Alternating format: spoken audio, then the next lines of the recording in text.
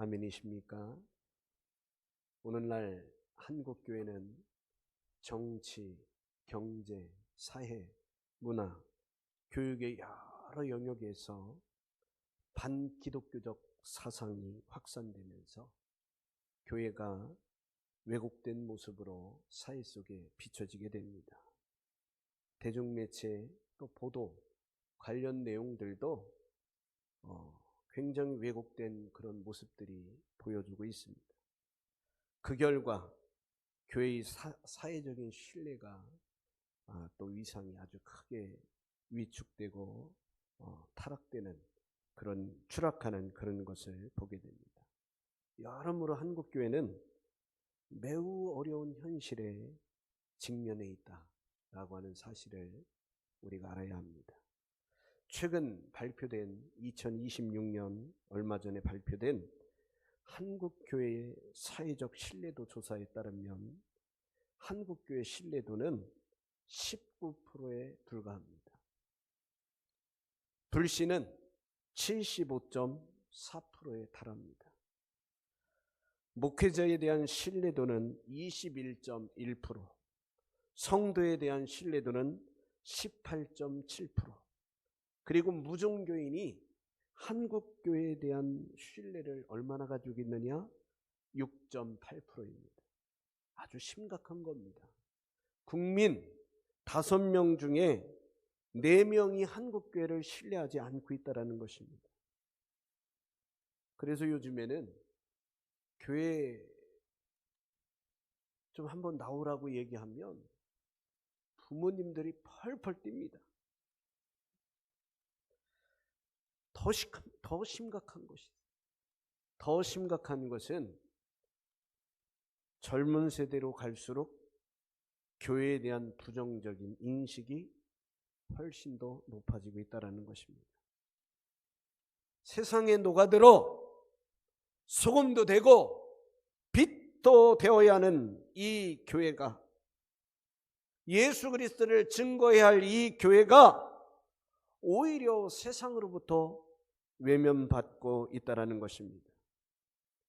지금 한국교회는 복음의 능력을 회복해야 하는 매우 중요한 도전 앞에 서 있는 것입니다. 그렇다면 오늘 우리 예수로 교회는 어떤 교회입니까?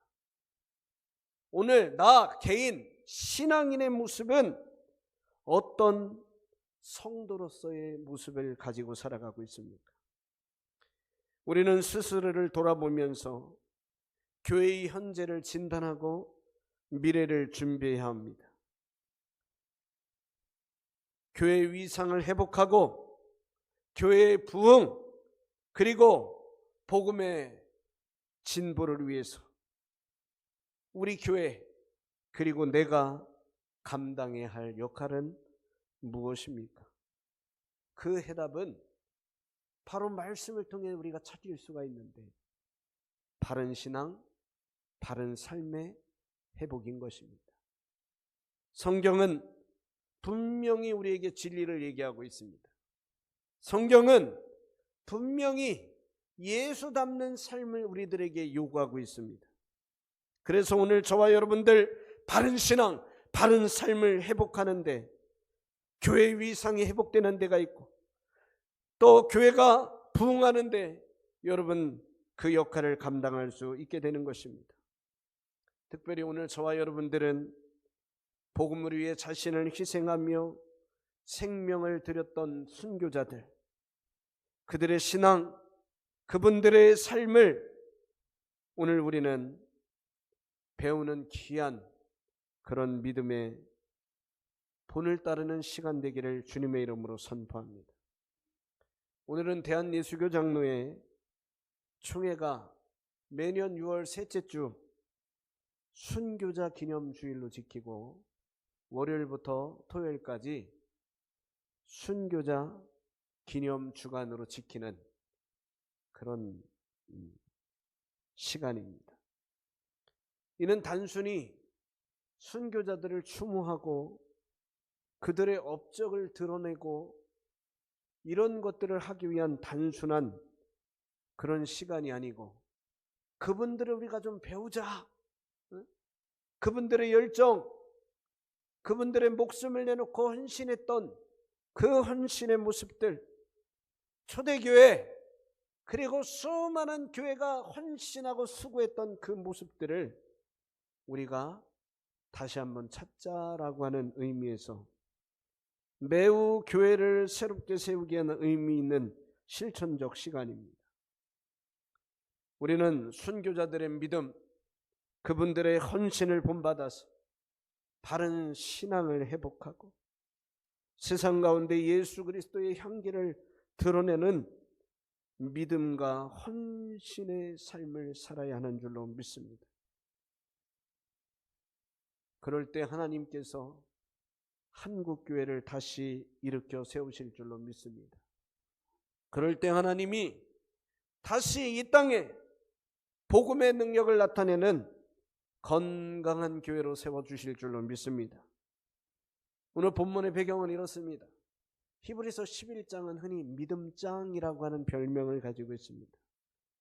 믿음으로 살았던 구약의 신앙의 영웅들에 대해서 소개하는 장면입니다. 히브리서 11장 1절로 35절은 믿음으로 승리하고 기적을 경험한 사람들을 쭉 기록하고 있습니다. 그리고 35절 후반부터 40절까지는 믿음 때문에 고난과 핍박을 당한 사람들을 집중적으로 소개를 하고 있는 것을 보게 됩니다. 히브리서는 로마 제국시대에 박해를 받고 있었던 유대계 그리스도인들에게 보내진 편지입니다. 믿음을 잘 지키고 그 믿음대로 사는 자에게 하나님의 위로가 넘치고 천국을 소유한다라고 하는 그런 메시지를 전해주고 있는 것입니다.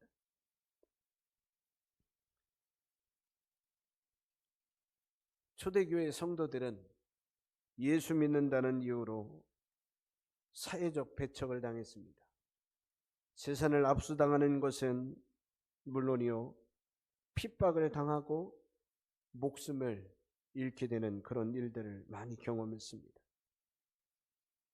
이런 상황 속에서도 저자는 믿음의 선진들도 우리처럼 고난을 겪지만 끝까지 믿음을 지켰다라고 하는 사실을 상기시키면서 성도들을 격려하고 있는 것을 보게 됩니다. 여러분, 믿음의 성도들은 정말로 너무나도 큰 어려움을 당했습니다. 그들은 그러나 어떤 상황 속에서도 하나님을 향한 믿음을 버리지 않았습니다. 본문의 핵심 내용은 이렇습니다. 참된 믿음은 고난 속에서도 하나님의 약속을 붙들고 끝까지 인내하는 것이다. 믿음의 사람들에게는 결국 승리와 형통이 보장된다. 물론 때로는 극심한 고난이 있고 순교가 있고 어려움이 있다라는 사실을 보여주고 있습니다. 그러나 어떤 상황에서도 초대교회 성도들은 하나님을 향한 믿음을 버리지 않았다라고 하는 것을 말하고 있습니다. 자, 먼저 오늘 본문 36절로 38절까지 믿음의 사람들은 고난을 두려워하지 않았다라고 말하고 있습니다. 함께 읽도록 하겠습니다. 36절로 38절까지 읽습니다. 또 어떤 이들은 조롱과 채찍질 뿐 아니라 결박과 옥에 갇히는 시련도 받았으며 돌로 치는 것과 돕으로 켜는 것과 같은 시험과 칼로 죽임을 당하고 양과 염소의 가죽을 입고 유리하여 궁핍과 환난과 핍박을 받았으니 이런 사람은 세상이 감당하지 못하느니라. 그들이 광야와 산과 동굴과 토굴에 유리하였느니라. 아멘. 37절입니다. 여기 보니까 양과 염소의 가죽을 입고 유리했다라고 얘기합니다. 성지순례 가신 분들은 카파도기아라고 하는 곳을 갔다 오셨을 것입니다. 카파도기아 가면 로마의 카타콤처럼 지하 동굴이 있습니다. 지하 묘지가 있습니다. 수십 층을 파 내려갔어요. 왜냐? 환난을 피해서, 핍박을 피해서 그들이 동굴 속에 땅을 파고 들어가서 숨어버린 겁니다. 너무너무 오랫동안 햇빛을 쬐지 못하니까 그런 병이 걸리거든. 각종 질병과 정신적인 그런 질병으로 힘들거든. 그러니까 어떻게 합니까? 양의 가죽을 쓰고 염소의 가죽을 쓰고, 염소 소리가 나고 양이 소리가 나면 얼른 올라와서 양과 염소의 무리 속에 숨어서 잠깐 동안 햇빛을 쓰는 거예요. 수없이 많은 사람들이 있잖아요. 얼른 교대해 줘야 될 거 아니에요. 얼른 햇빛 쓰고 또 바꿔주고. 그런 짐승과 같은 삶을 살았다라는 겁니다.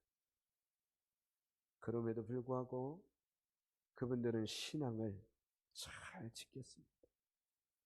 요즘은 우리 신앙의 환난이 우리의 목숨을 해하고 예수님 믿는다고 우리에게 신체적인 학대를 가하고 불이익을 주고 하는 일은 없습니다. 요즘에는 저와 여러분들의 환난과 핍박이 뭐냐? 신앙을 방해하는 일들, 매너리즘에 스스로가 빠져서 믿음 생활을 제대로 하지 않는 것, 잘못된 가치관, 혼란된 가치관, 말씀만을 읽으면서 말씀대로 실천하려고 하면 되는데 자꾸 다른 것을 집어넣으려고 해. 이런 것들이 여러분 우리의 유혹이고 우리의 환난이고 우리의 핍박이고, 요즘은 종교의 자유가 보장되어 있습니다. 그래서 여러분 예수 믿는 것 핍박을 하고 우리를 힘들게 하는 일들은 많지 않습니다. 물론 주변에 약간의 시선이 따가움이 있죠. 전도하다 보면 내가 외계에서 온 사람인가라는 생각이 들 때가 있습니다. 전도하다 보면 내가 이래도 전도해야 되나, 이런 수모를 당하면서 내가 전도해야 되나라고 하는 생각이 들 때도 있습니다. 그런 거 외에는 사실은 너무 편해서 예수를 못 믿는 것, 내가 열심히 하지 않아서 예수를 못 믿는 것. 그래서 제가 여러분들에게 자꾸 얘기하는 거예요. 요즘은 온전히 예수 믿으려면 자기가 결단하는 수밖에 없습니다. 내가 예배 생활 충실히 하고, 내가 말씀 생활 충실히 하고, 내가 찬양, 기도, 봉사 생활, 전도 생활 충실히 해야 돼요. 내가 해야 돼요. 내가 하지 않으면 소용이 없습니다.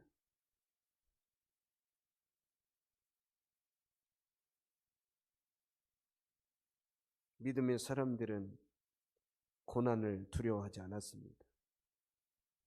하나님께서 그 목숨을 내놓고 믿음을 지켰던 사람들에게 이렇게 선언해 주셨습니다. 한번 따라서 하시죠. 세상이 감당하지 못하는 사람들. 아멘. 세상이 감당하지 못하는 사람들이다. 기독교는 출발부터 순교로 시작되었습니다. 엄격히 말하면 예수님 자신도 순교자이시죠. 하나님 나라를 전하고 하나님을 전하고, 사람들에게 온전한 믿음 생활을 추구했는데 그들로부터 배척을 당하고 십자가에 달려 죽으셨습니다. 궁극적으로는 저와 여러분의 죄를 위해서 죽으신 것이지만 예수님은 그 당시 기득권 사람들로부터, 종교 지도자로부터 탄압을 받고 순교를 하신 것입니다. 예수님의 제자들도 대부분 순교를 하셨습니다. 아니, 순교를 당하셨습니다. 요한의 형제 야고보는 주 44년에 목이 잘려 죽었습니다. 빌립은 십자가형으로 죽었습니다. 마태는 도끼로 찍혀 죽임을 당했습니다. 다른 야고보는 돌과 몽둥이에 맞아 처참하게 죽었습니다. 마띠아도 참수형을 당했습니다. 그리고 안드레, 마가, 베드로, 바울, 유다, 바돌로메, 도마, 누가, 시몬 모두 다 순교를 당했습니다. 이분들이 진정한 순교자이십니다. 한국 기독교의 순교는 1886년 제너럴 셔먼호를 타고 대동강에 올라오다가 순교한 토마스 목사님입니다. 제너럴 셔먼호를 타고 복음도 제대로 전하지 못하고 붙들려 갔어요. 그냥 성경책 몇 권 던져놨는데 이것이 여러분 복음의 진보가 일어나고 그 성경책을 종이 질이 좋으니까 벽지에 발라놓고 그거 읽다가 예수 믿게 되고, 그거 그냥 찢어서 쓰다가 예수 믿게 되는 거.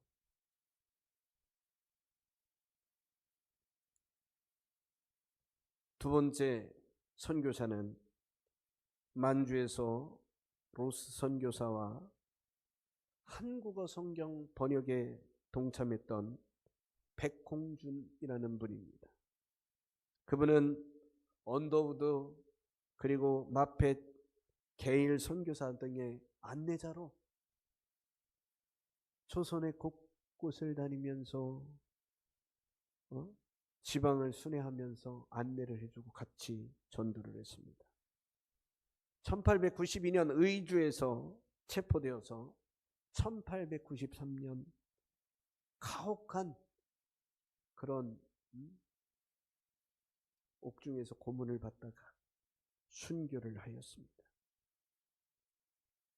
한국교회의 순교 사례는 일제강점기 그리고 6.25 공산주의자들 그리고 북쪽의 공산 통치자들이 아주 그들에 의해서 절정기에 달았습니다. 수십 명의 기독교인들이, 지도자들이 옥중에서 순교했어요. 그리고 추록 후에도 옥중에서 받은 수많은 그런 고문의 후유증으로 사망을 하게 되었습니다. 장로교회 목회자로 최봉성 목사님, 주기철 목사님, 김선두 목사님, 주남선 목사님, 손양한 목사님 등이 순교를 당했습니다. 감리교회에서는 이영환 목사님, 강종건 목사님, 권원호, 최인교 목사님 등이 순교를 당했습니다. 선결교회에서는 박봉진, 김현 목사님 등이 순교하였습니다. 청주에는 서성도라는 분이, 경남에서는 최상림이라는 분이, 목포에서는 박연세라고 하는 목사님이, 또 김창옥 장로님 등이 순교를 했습니다. 이렇게 순교당한 분들이 대략 지도자만 50여 명이 순교를 당한 거예요. 오늘 우리가 예수님 너무 쉽게 믿고 있다라고 그래가지고 여러분 한국 복음화가 쉽게 된 게 아닙니다. 이 땅에도 수많은 핏값이 뿌려졌다는 사실을 기억하시길 바랍니다. 믿음의 사람들은 고난을 그럼에도 불구하고 두려워하지 않았습니다. 믿음의 사람들은 약속을 바라보며 살았습니다. 39절입니다. 같이 읽으시죠. 이 사람들은 다 믿음으로 말미암아 증거를 받았으나 약속된 것을 받지 못하였으니. 믿음의 사람들은 약속을 바라보며 살았습니다. 믿음으로 말미암아 증거를 받았는 줄로 믿습니다.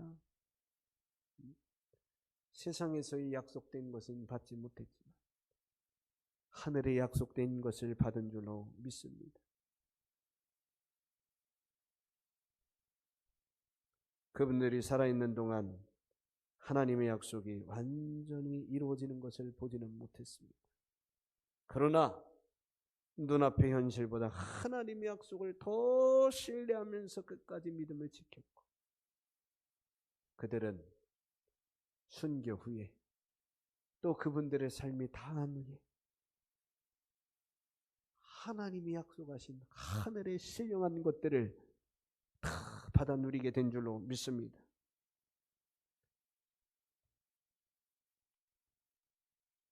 하나님은 더 좋은 것을 준비하시고 예비하신 줄로 믿습니다.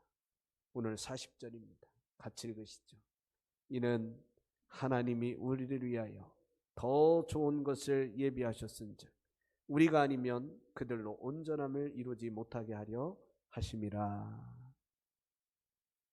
우리를 위해서 더 좋은 것을 예비하셨다는 것입니다. 더 좋은 것, 더 베스트, 더 베스트. 우리에게 좋은 것 중에 좋은 것을 예비하셨다. 그것이 무엇입니까? 하나님 나라, 천국인 줄로 믿습니다. 누가 갑니까? 누가 갑니까? 누가 가요 거기에? 우리 교회 큰일 났네. 누가 가요? 내가 갑니다. 내가. 예? 내가 가는 겁니다. 믿음의 사람들이 가는 겁니다. 구약의 성도들이 메시아를 기다렸습니다. 신약의 성도들은 오신 메시아를 믿게 되었습니다.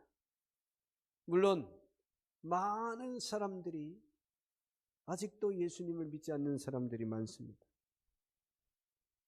그러나 여러분, 중요한 사실은 예수 안에서 완전한 구원이 성취된 줄로 믿습니다. 그리고 저와 여러분들에게 그 구원의 위대한 선물, 천국을 예비하신 줄로 믿습니다. 오늘 본문을 통해서 우리는 세 가지 영적으로 결단했으면 좋겠습니다. 한번 보여주시죠. 자, 첫 번째 거 한번 읽습니다. 시작. 어떤 고난이 와도 믿음을 포기하지 않겠습니다. 다시 한번 읽습니다. 크게 시작. 어떤 고난이 와도 믿음을 포기하지 않겠습니다. 어떤 고난이 와도 믿음을 포기하지 마십시오. 여러분, 요즘에 고난과 유혹이 뭐라고 했습니까? 우리에게 신체적으로 아니면 어떤 불합리하고 힘든 일이 닥치는 게 아니고 예수를 믿지 못하도록 하는 환경들, 이런 것이 여러분 우리의 고난이, 우리의 유혹입니다.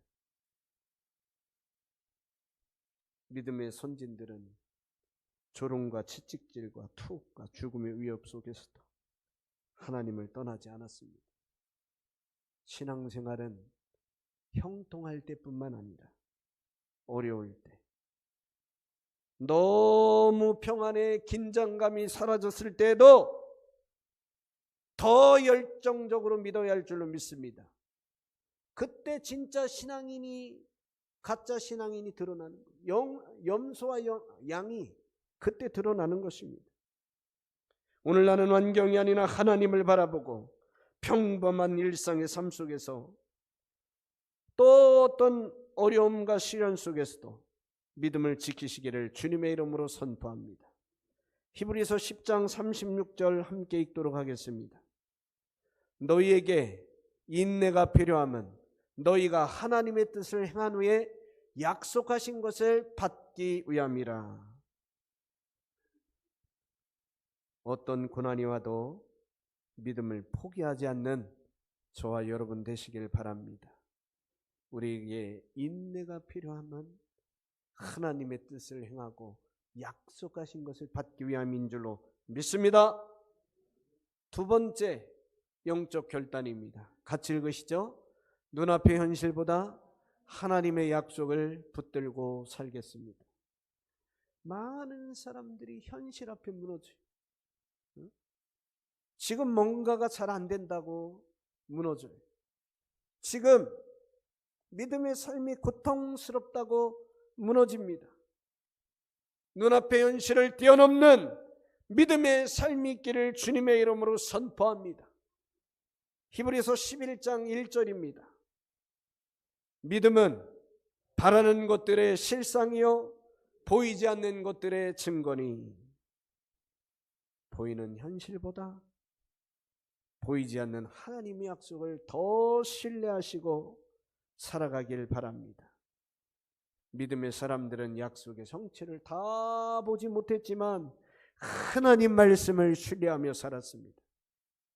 우리도 마찬가지입니다. 결과가 보이지 않아도 하나님의 때를 기다리는 저와 여러분 되시기를 주님의 이름으로 선포합니다.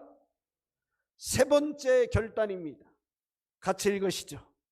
이 땅보다 영원한 하나님 나라를 소망하며 살겠습니다. 비슷비슷한 내용이죠. 한번 읽어보시죠. 빌립보서 3장 20절입니다. 그러나 우리의 시민권은 하늘에 있는지라. 저와 여러분들의 시민권이 어디 있대요? 어디에 있대요? 하늘에 있습니다. 여러분 믿으십니까? 여러분, 저와 여러분들 천국행 티켓을 갖고 계십니까? 갖고 계세요? 어디에 갖고 계세요? 제가 여러분들에게 알려줬잖아요. 여기 한번 빼보세요. 여러분 가슴 속에 있는 걸 빼보세요. 자, 빼셨습니까? 확실히 갖고 계십니까? 지워지지 않았습니까? 안 지워져요. 거기에는 딱 하나밖에 없습니다. 예수 그리스도의 십자가. 그 보혈의 의미만 있는 것. 세상의 가치보다 하나님 나라 가치를 우선하며 살아가는 결단하시길 바랍니다. 본문의 성도들은 세상의 편리함을 추구하기보다 하나님께서 예비하신 더 좋은 것을 바라보았습니다. 성도의 궁극적인 소망은 세상의 성공이 아니라 영원한 구원, 하나님 나라인 줄로 믿습니다. 우리의 시민권은 하늘에 있는지라.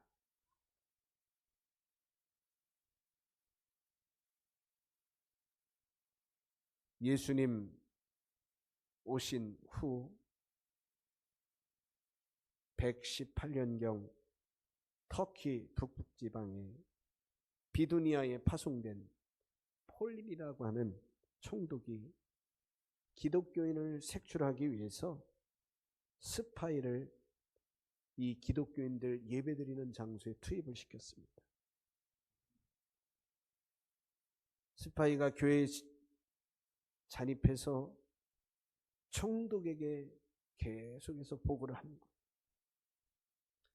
그리고 이 폴리니 총독이 그 내용을 보고서 형태로 작성해서 로마 황제인 트라잔에게 그 공문의 내용을 보냈습니다. 그 내용이 지금도 남아있는데 우리가 함께 읽도록 하겠습니다. 같이 읽으시죠. 본인은 예수 믿는 사람들이 모인 교회에 스파이를 잠입시켰습니다. 그런데 그들은 낯선 사람이 와도 따뜻하게 환영하였고 어느 나라 어디 출신인지 따지지 않았고 노예나 여자들도 함께 어울려 서로 진심으로 대하고 있었다고 합니다. 심지어 스파이라는 사실이 들통났어도 끝까지 형제처럼 대해주었다고 합니다. 그들은 언제나 미소를 지었고 노래를 불렀으며 모일 때마다 서로 식사를 나누었고 자기 것을 스스럼 없이 내놓고 가난한 자들을 도왔다고 합니다. 그들은 두려움이나 불편함이 없이 언제나 사자같이 담대하고 평화로운 사람들이었으며 만일 예수 믿는 것이 이런 것이라면 그들은 진정으로 참된 신자이며 그들의 교회는 참된 교회라 판단됩니다. 제가 판단하기에 그들을 체포할 만한 이유를 찾을 수가 없었습니다. 스파이가 예수 믿는 공동체 교회에 직접 잠입을 해서 그들을 파악을 하고 색출을 하고 그들이 어떻게 살아가고 있는지를 알려고 침입을 했는데 이 스파이조차도 기독교인의 삶을 보고 감동하는 것. 심지어는 스파이 활동하는 것을 발각됐음에도 불구하고 끝까지 형제처럼 대해주었다. 노예나 여자도 함께 올렸다. 어느 나라 출신인지 이런 거 저런 거 따지지 않았다. 낯선 사람 따뜻하게 환영해 주었다. 우리 교회가 이런 교회인가요? 저와 여러분들 이렇게 교회를 섬기고 있나요? 우리 교회가 이런 교회 됐으면 좋겠어요. 그 누가 와도 오고 싶은 교회, 머물고 싶은 교회, 함께하고 싶은 교회, 서로 울어주고 같이 하는 가족으로 뭉쳐진 교회, 그런 교회 되시기를 주님의 이름으로 선포합니다. 마지막 부분, 만일 예수 믿는 것이 이런 것이라면 그들은 진정으로 참된 신자들입니다. 그들의 교회는 참된 교회라 판단됩니다. 제가 판단하기에 그들을 체포할 만한 이유를 찾을 수가 없었습니다. 사랑하는 성도 여러분, 초대교회 성도들은 심령이 가난하고 온유하고 용서하고 애통하고 의에 줄이고 목마른 삶을 살았습니다. 오늘날 교회 역사학자들이 초대교회가 그렇게 엄청난 박해가 일어나는 가운데서도 부흥하고, 우리 한국교회도 그렇게 어렵고 힘들고 가난한 시기, 그 위험한 시기에 왜 엄청난 부흥을 이루었는가? 왜 사회에 엄청난 영향력을 끼쳤는가? 초대교회 목숨을 내놓고 목이 잘리고 사자밥이 되고 불에 태워 죽여도 그들이 온전히 예수님을 믿고 따랐어. 결국은 AD 313년 기독교가 공인받고 기독교가 인정받게 되었는데, 그 이유가 무엇인가? 역사학자들은 이렇게 말합니다. 성도들이 바른 신앙 고백을 했다. 바른 신앙 고백했다는 얘기는 뭡니까? 말씀을 바로 알았다는 거예요. 말씀대로 살았다는 것입니다. 말씀에 다른 것을 가감하지 않았다는 것입니다. 그들에게 왜 엄청난 부흥이 있었는가? 그들은 말씀에 근거한 바른 신앙의 삶을 살았다. 세상의 사람들은 그 사람 어떻게 죽었는지 관심을 가지고 있습니다. 그러나 성경은 그 사람이 어떻게 예수님을 만나 믿고 섬기다가 그 삶을 다했느냐를 말하고 있습니다. 우리 예수로 교회는 순교자의 바른 신앙과 바른 삶을 계승하는 그런 모습 되기를 주님의 이름으로 선포합니다. 다른 교회, 다른 성도들 이야기할 필요가 없습니다. 그냥 나만 바른 믿음, 그냥 나만 바른 신앙적 삶을 묵묵히 살아가시면 됩니다. 그래서 저와 여러분들 때문에 여러분 가정의 이미지가 바뀌어지고,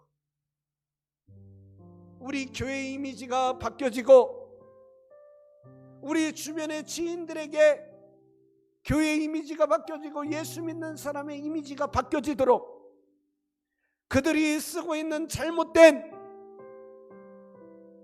그런 선글라스를, 색안경을 벗겨내고 말씀에 안경을 씌워주고, 저와 여러분들의 예수 닮은 그런 선글라스를, 색안경을 씌워줘서 위대한 믿음의 삶을 살아가서 우리 교회가 부흥할 뿐만 아니라 한국교회가 새로워지는 그런 빛과 소금의 역할이 저와 여러분 모두에게 있게 되기를 주님의 이름으로 선포합니다. 다시 큰 복음의 능력과 하나님의 은혜가 우리 교회와 이 땅에 임하게 되기를 주님의 이름으로 선포합니다.